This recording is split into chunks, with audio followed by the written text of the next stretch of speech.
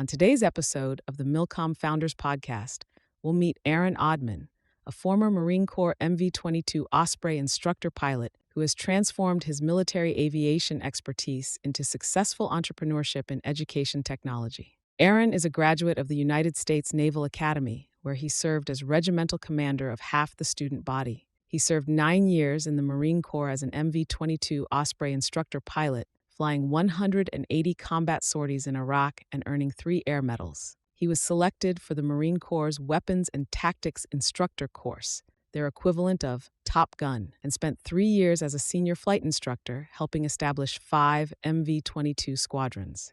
After earning his MBA from Harvard Business School in 2015, Ahron helped scale the sales team at Encino, a fintech company, growing revenue from $12 million to $160 million ahead of their IPO. In 2020, he acquired Presentation Systems South, PSS, a company that provides education technology solutions to over 2,000 K-12 schools nationwide. Ahron combines his passion for education, inspired by his mother, who was a school teacher, with his entrepreneurial drive, influenced by his father and grandfather, who were both entrepreneurs. Let's hear about Ahron's journey from Marine Corps aviation to education technology entrepreneurship.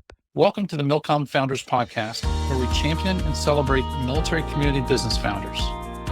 In each episode, we will talk with a MilCom business founder to learn how they work through various obstacles and opportunities in business and in life. I'm your host, Rod Loches. Let's meet today's guest.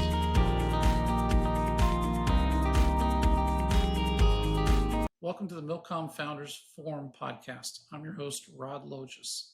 Today, we have the opportunity to champion and celebrate Ahron Oddman, CEO and founder, one of the founders of PSS. Ahron, welcome to the show. Tell us who Ahron is. Yeah, thanks for having me, Rod.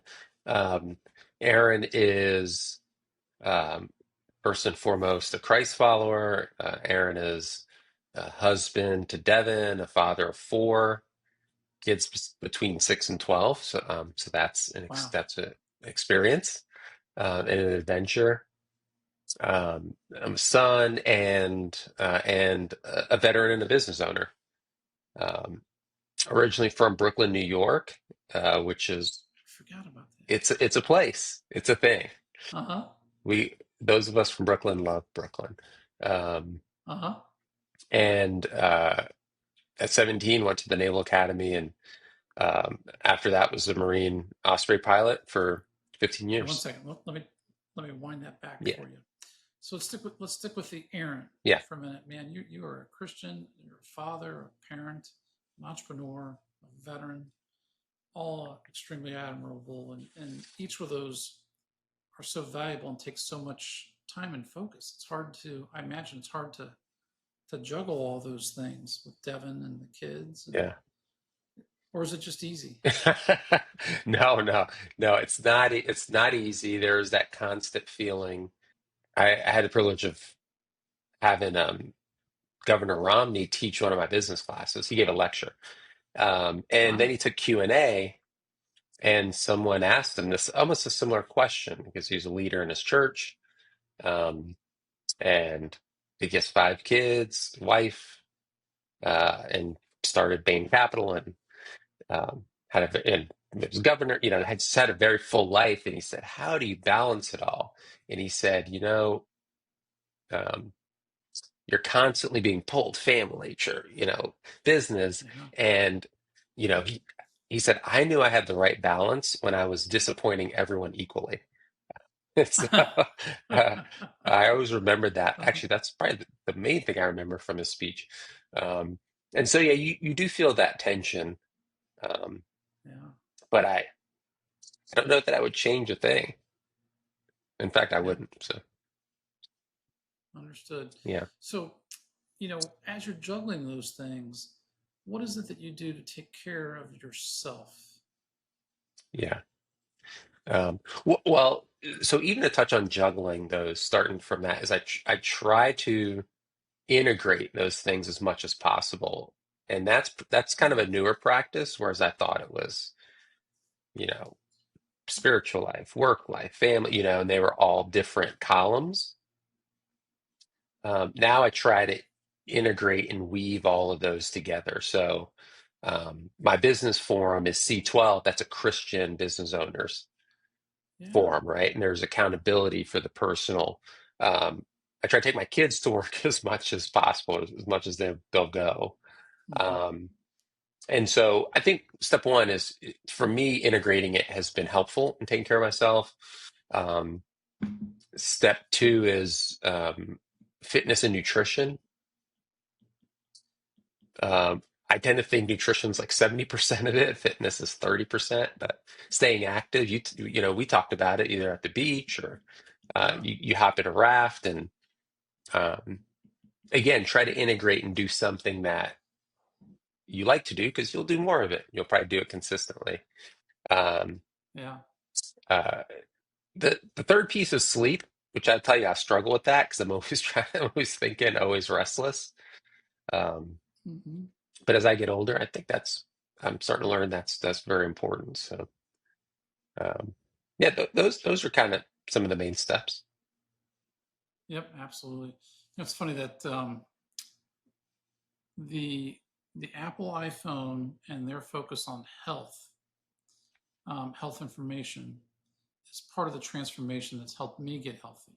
Oh, wow. Knowing how well I slept, being able to track my diet, being able to track my fitness. It's been a big plus for me. I've tracked my blood glucose level. I can tell you what it is right now if you want to know. Well, been a big help, that's for sure. Yeah, I'm going to look into that because I saw when they were launching those features, like for example, for sleep, do you just use the Apple app or do you use a third-party app and it just connects to? Yeah, I use it's an app called Sleepwatch, and Jen will ask me how I slept. I'll say, "Hold on, let me see how I slept," and I look up the app, and I had a 734. I slept really well last night, but it's very indicative. It's really accurate. Or if I get a 500 score, but more importantly, Aaron, I've seen the progress because I have those dashboards. Yeah. And I see, my blood, my pulse rate now averages during sleep of 65. I started monitoring it 4 years ago. It was an 85. Wow. During sleep. Wow. So I start to learn what I need to do, and it's been very helpful. Very helpful.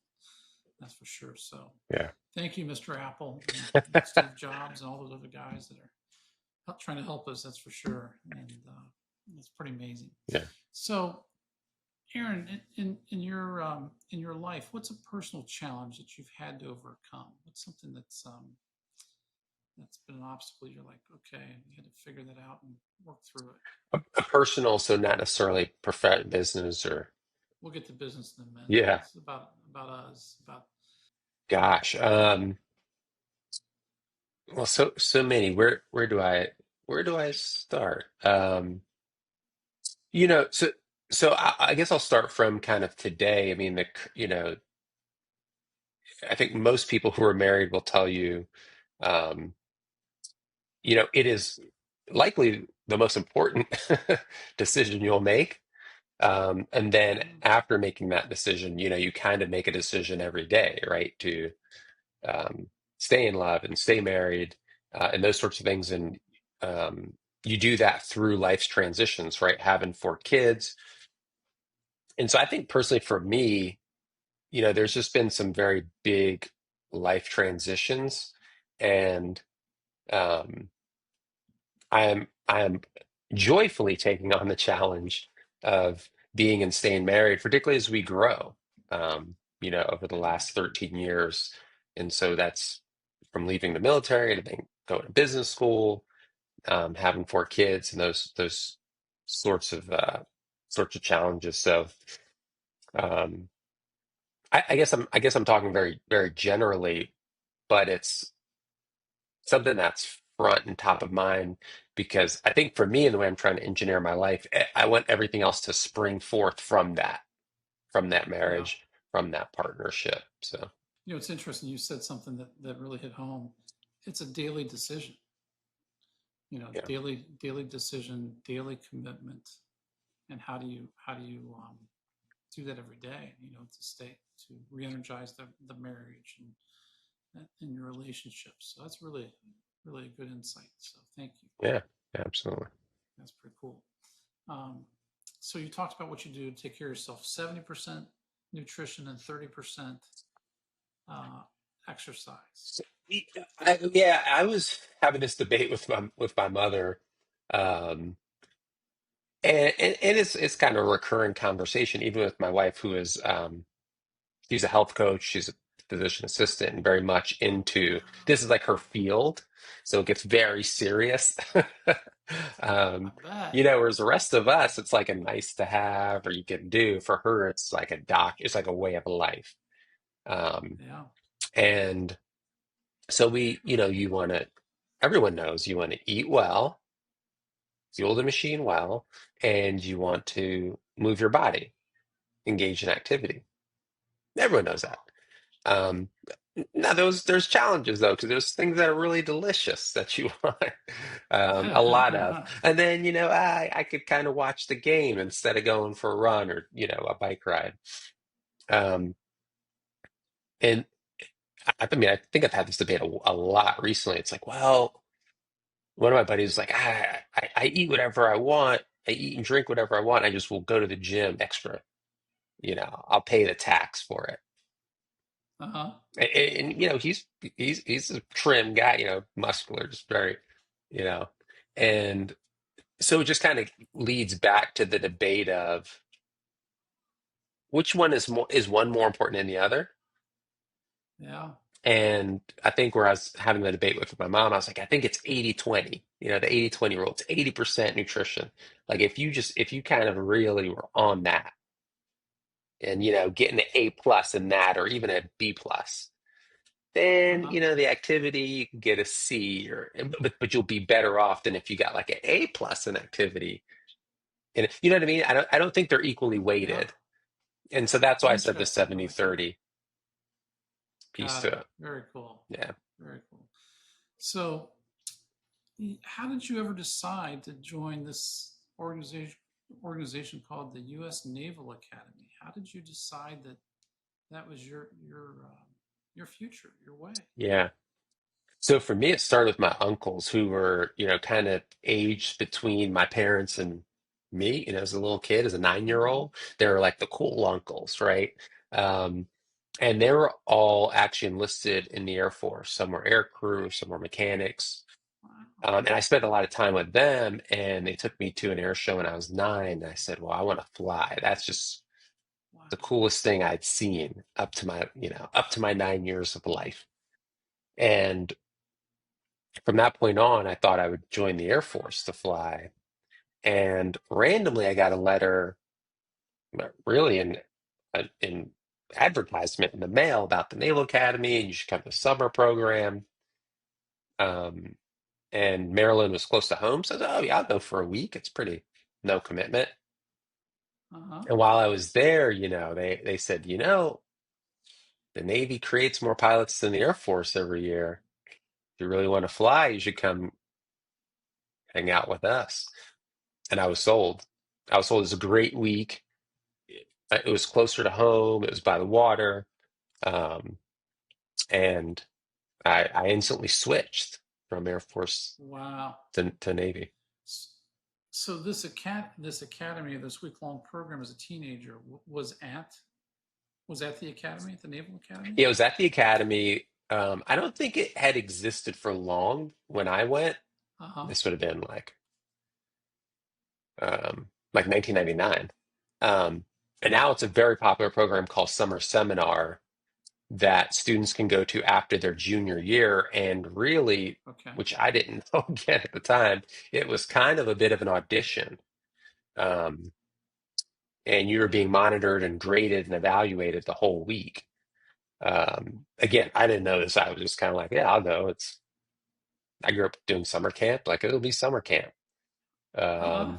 And They uh, tricked you. they tricked me. They tricked. I don't remember reading any of anything about an evaluation, but it was fun. As a teenager, it was a challenge.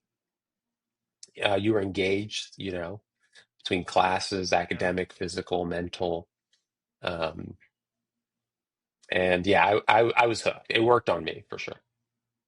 Wow. So 4 years at the academy, did you study engineering, or what did you do that helped lead you to become a pilot in the Navy or the Yeah, Marines? Sorry. yeah, oh, yeah, either or. I studied aerospace engineering. That was my major. Again, just from nine was a plane guy. I built model airplanes, the whole nine. You took flying lessons.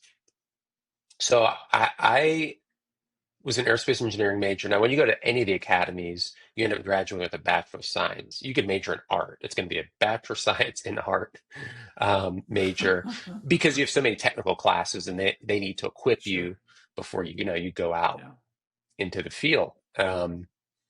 And so your major actually has no bearing on your branch or your career path afterwards. And Yeah. in fact, all the smart kids took like what does have a bearing is your grade point average. It's so, the smart kids were like, we're taking poli sci or English, kind of cut down on the Uh-huh. math and science requirements so we can get very high Oh, fine. I GPAs. get And, it.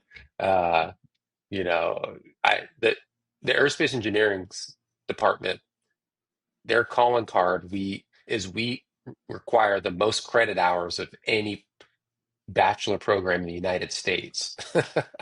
Wow. So we had like as an aerospace engineering major, I had class on a Saturday as a senior. Um, while the poli sci majors would optimize, they were not in school on a Saturday. So Uh-huh.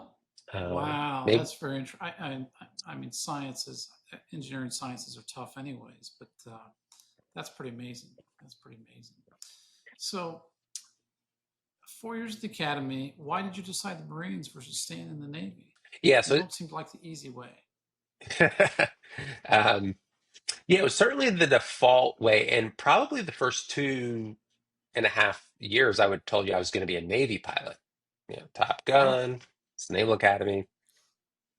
Um, and uh, certainly the start of sophomore year, that September was September 11th, and I'd start to see my upperclassmen who I knew going to mm, Afghanistan, eventually Iraq. And so, the decision became a bit more serious, um, or it just had other implications as we finished our sure. junior year. And my group of friends that I was closest with, they all were going to go Marines. So I said, let me explore this Marine thing. I just want to kind of hang out with my friends. Like, if I'm going to go to war, I'm going to go to war with them. And started to learn more about the Marines' history, our history, our heritage, the culture. Um, and they still had airplanes. So I said, all right, this is, Hmm. decision point number two. I'll go Marine option as a pilot. Wow. Interesting. Yeah. So you became, why the Osprey? What was the appeal of that? By So the way, I think the bird is much more beautiful than the plane. That's just my personal yeah, opinion. yeah. The plane at first sight is ugly. You really have to look at it for a long time, then you see the beauty in it. Um, Oh, okay. yeah, yeah. Okay. You got to look at it. You got to stare at it. Uh, but the bird is beautiful. Um, so actually, when I went to flight school, I wanted to fly fighter jets. And right around the time in flight school where they started to kind of divide you by what you're going to fly, the Osprey, what actually wasn't a choice that you could list in your paper because it was still kind of coming out of testing. Hmm. But our group, again, a lot of life is timing, too. I'm starting to realize. Um, they just became the week that I was going to pick fighter jets. The Osprey said we are now ready to accept Oh, students, and so they kind of went in and like picked a few of us, and so I listed fighter jets, all the things that were actually available, and it was kind of chosen for me. Which, to be wow. honest, when you talk about kind of personal challenges, that was probably the real first, I thought, like personal failure um, and challenge I faced as a young person, where I thought, oh, I was going to be a fighter guy. That was my dream. Um, and the Marine Corps thought otherwise. And so then you start to adjust and, kind of confront your dreams. And honestly, it was, for an aviation geek, it was an awesome thing because I got to go to fixed wing school. I got to go to helicopter school. We actually all stayed in flight school for much longer, um, to train to fly the Osprey. Mm-hmm. It's probably a technically challenging plane to fly in its own way, right? Yes. Yeah. Yeah. Yeah, that's very interesting. Yeah, you have So you have the helicopter dynamics, you've got the fixed wing dynamics, and then you're going between the two uh, pretty rapidly. Wow. Yeah, Yeah, I bet. I bet. And did you fly in combat? I did. I did. We were the third squadron to take the Osprey. At that time, it was Operation Iraqi Freedom, so we were in Al Assad for about 8 or 9 months. They got to fly all over the country, really all over the region because of the reach and range of the aircraft. Wow. Yeah, but that was a fun time because yeah, the helicopter was really kind of made its mark in the Korean War. Mm-hmm. Um, and so then there's the new technology that could be used in the battlefield. Well, then the Osprey is like the next version of that because you had the benefits of the helicopter, but then you have the speed and range of an aircraft. So things like the golden hour, you've got basically 60 minutes after someone's critically injured to get them to an advanced facility, right? And then their survival rates go way up. So instead of a helicopter in an hour could fly maybe 100 miles, now with the Osprey, we could fly like 250 miles. And so that golden hour, it's almost like a radius you can lay on a map, became much bigger. And we can get to casualties faster and get them to bigger facilities. Wow, that's very interesting insight. I never thought about that. That's amazing. So, what is the story from your military? And sorry, I don't know what's going on with my camera. But anyways, Yeah, the I can see that, right? yeah, okay. The what's a learning that you had in the military that you've seen and used numerous times in business? Yeah. Well, so talking about the Osprey in general, my experience with that, even as a young lieutenant, was that a lot of the procedures were not written. There was no institutional history or a memory, so it was kind of like a startup in a sense. I didn't realize that. How, I didn't necessarily again pick that, but that was like really my first startup. Well, how can you be in a startup in the military?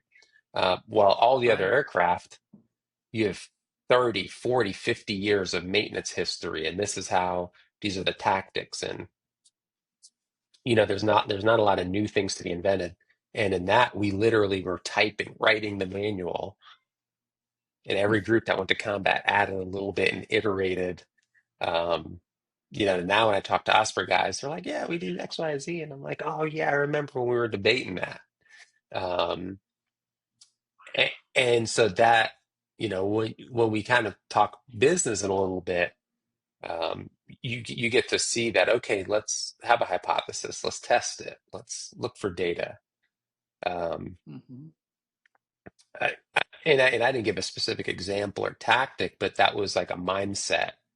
Um, and I was very encouraged to see them, by and large, the Marine Corps was open to learning something new. So juxtapose your experience from business or from the military to starting your own business. How different or how similar is that? Yeah, I honestly only see similarities. I think it is very similar. Um, Certainly business culture is different. The way you interact with folks, there's some differences, obviously. Um, and overall, certainly the stakes are different, right? That's one thing I've kind of had to settle with, right? Yes, our livelihood, there's, capital at risk, assets, those sorts of things. but they're not life. Again, I'm sure there are businesses where it is life and death, whether that's emergency services or medical, but our business certainly isn't. So, um, that's probably the biggest adjustment. And I'd argue I'm still, um, grappling with that difference. Mm-hmm.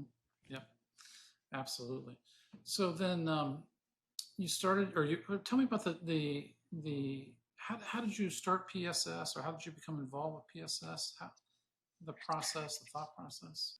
I was actually working prior to PSS. I was at a software company and working in sales, and wanted that entrepreneurial, adventure, that experience. Mm-hmm. And um, I had been advised and been reading a lot about entrepreneurship through acquisition. So actually, PSS was an acquisition. Um, I got involved in early 2020, and by that point, the company was about 25 years old. Um, and the couple that owned it, they wanted to retire. They were trying to, pass the company on. Um, and really, I just started searching for businesses I thought that I could, I could help and be involved in. And so I acquired the business with some investors in March of 2020, just a few weeks before Mm. COVID closed every school, uh, Yeah. mostly in the country. But um, we certainly got through that period. But yeah, mine is a story of entrepreneurship through acquisition. Well, that is a hot market right now, or concept of entrepreneurship through acquisition. Yes. What are some of the things you've learned in doing that other veteran founders would learn from? Yeah. Well, speaking of it being hot, I've been in touch with a lot of veterans who are now in this space, and I think it does have a special appeal to veterans, right? You've got in some ways you de-risk, startup risk and having customers and those things that maybe we didn't experience in the military, but at the same time, you get to kind of be a platoon leader right away from day Yeah. one. And you've got some track record and some procedures Yeah. from that. So, to your earlier point, I do think it's hot. I do think it's a good fit um, Yeah. for veterans. So tell me the story about the COVID again, if you could start. Yeah, yeah. So the timeline was I took over the business on March 4th of 2020, and by that point, I think we all were kind of seeing Yeah. what is this, right? Um, how are how is this going to impact our lives? Well, by March 24th, and I was watching the governor of North Carolina do this live, the schools were shut down by and large. So about 20 days. Now, for me, I was already excited. I mean, this is the most excited I'd been in a long time for a new job. And I kind of had my turnover, you know, process written where I was going to interview everyone inside the company one on one and then start talking to customers in short order. So luckily I Mm-hmm. was going through that process. And for me, I Mm-hmm. didn't know the business before COVID for that long or without COVID. So I didn't, I guess, know any better. And so that excitement, I kind of got the company together and said, look, I let's just say before COVID, we were at peacetime. We're now at wartime, right? So let's Wow. put the business on a wartime footing. And Mm-hmm. I will tell you that talking to customers, that is principals, librarians, our stakeholders in the school, they said, look, we think this is going to be temporary. We still love, COVID doesn't change your product. Um, Mm-hmm. so we're going to be closed. It could be weeks, it could be months, but we still, no one canceled orders, so to speak. They were just delayed. So by and large, Wow. the COVID period in and of itself wasn't, that big of a challenge. Um, Mm-hmm. there are other things that I was uh, like, what? it really wasn't. Now, COVID did kind of it forced us to think, okay, how can we be more digital? How can we be more relevant to schools when they're out of the building? and that led Uh-huh. us to develop a new product, which is used today and makes revenue. But I will tell you that almost led us to like be overly aggressive in developing that Hmm. product, right? Hmm.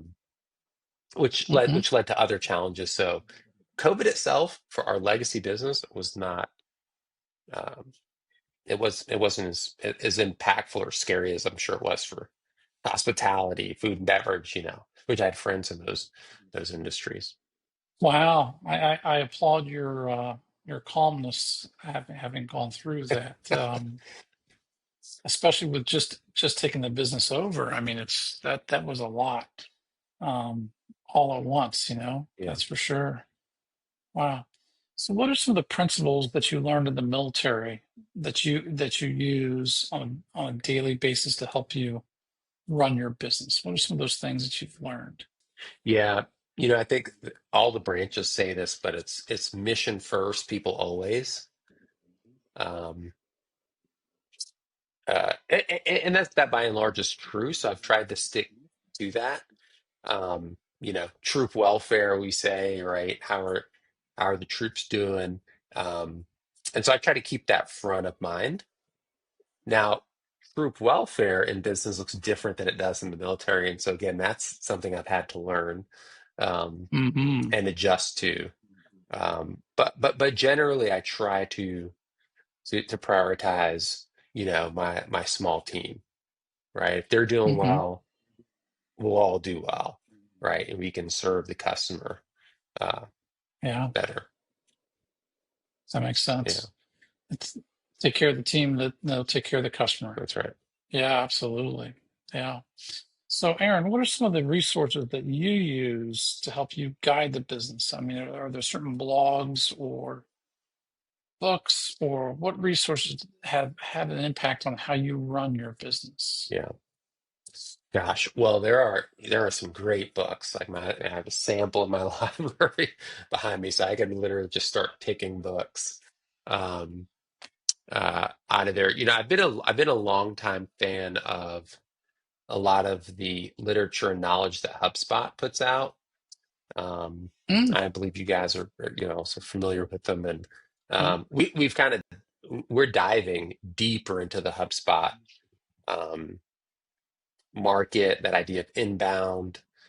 Obviously, their CRM, their software, we think is pretty good and easy to Hmm. use. So, um, from a sales and marketing perspective, uh, that's one that kind of is really relevant and timely. Um, for us, I'll say my favorite sales book ever written is a book called The Challenger Sale.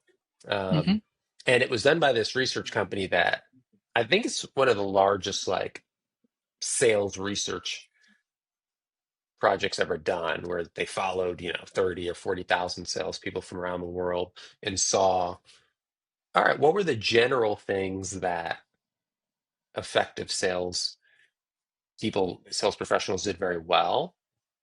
Um, and they have the three T's, Mm, right? Which um, they were teachers. So you're teaching your marketplace, right? You're not trying to sell them. You're just educating. You're adding value. Hey, did you guys know this? This is what we learned. Um, is this something you guys are doing, right? That kind of conversation. yeah. Number two is they always tailored the message to that specific business, right? You can know everything and teach everything or try to, but what's the most important thing to that specific, what problem is this person across the desk from you trying to solve? And then the last T was take charge, but that's generally like a Mm, call for leadership, right? Which is like, hmm. if you are relevant, if what you're offering to someone is relevant, truly relevant to the problem they're trying to solve, how do you help them kind of navigate their next steps, their buying and evaluation process? Hmm. I love it. Actually, I've got to read it this summer now that we're talking about it. I'll have That's to awesome. jump back into it. Hey, I'm going to send you another book called Give to Grow by a guy named Mo Bennell. Yeah. Did I tell you about that before? I don't know if you and I have talked about it, but I have heard of it, but I have not read it. Okay. Okay, give to I'll grow. send you that book. It's only about a year, maybe 2 years old. I can't remember. But I found it to be it's the way I like to approach business. And it's very much like you, Aaron, is the more we help others, the more we help ourselves. I think it's And right. this is all about helping your key audiences succeed. Yes, And the more we do that, that good karma comes back our way, quite frankly. I think that's right. I've given up all other approaches to sales other than how can I help others succeed? I, Is I'm I'm excited to dig into that book. I read a similar book. Gosh, now the name's escaping me. But if I understand the concept well, it was essentially like changing your orientation, right? And particularly when I was at a software sales company, I do think we did the teach, Taylor, and we tried to be educators, hmm but we were on a quarterly schedule, and it was very much I gotta I've got to take. hmm Um, and the book that I'm referring to was very much you got to change that orientation. hmm It's probably better for your stress levels in your life and how you yeah, orient, right, as opposed to taking. Um, Giving, I totally agree with, and this year has been one in which I'm trying to recommit to that.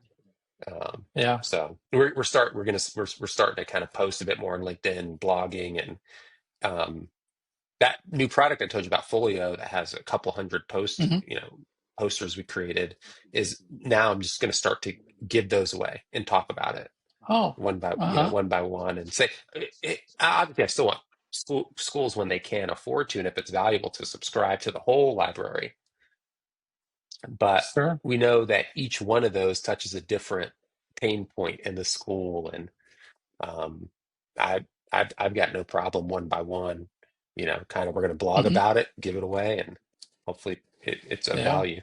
yeah. So, Aaron, what's an opportunity or obstacle that you're currently facing that um, that you're working through right now? What's something that you're working through right Yeah. now? In the way that an issue that you're working through right now that's going to help those other veteran business owners succeed. Kind of that collaborative learning. Yeah. Um, yeah, I want to try to put it in the context of uh, generalize it enough so that it can be kind of widely applied. Um, hmm but in general, I think I told you about the new product, we call it Folio. It's our portfolio of posters we created. And Sure. the idea was we'd work with teachers and designers to um, take kind of the common lessons and visual aids that they need and make a one-stop shop for them, as opposed to them having to either Got it. recreate the wheel or go find it on these various websites, science, English, math, those sorts of things. We create a product that gets really great ratings in the market, so we're very proud of that. Um, but we were not as focused or as disciplined on um, sales and distribution and marketing and educating the market Mm-hmm. on what we were creating. And that led to our costs being much higher than our sales, right? And so, really, over the last 2 years, we've been in this process of right sizing the team, while protecting the product and ramping up sales. And so, again, we think it's a really big opportunity. Our peers in the marketplace are fairly sizable companies, adding a ton of value, and we're just now starting to kind of get our footing with the sales piece. So that's kind of maybe operationally in like a project, but behind Mm-hmm. it lies like the cash flow challenges, right? Of us massively investing in that. So, you know, I think through that challenge, what's been helpful for me is to kind of continue to like understand and see where we are, Mm-hmm. right? Recognize it, not wish it away, not, kind of hand wave over it, um, and just kind of sit in the hard place and step by step say, hey, Uh, we're going to take the next step to get the business profitable, right? We're going to get the next step to take care of our people, to have the right number of people on the staff, and those sorts of things. So I like the way you put it, opportunity/obstacle.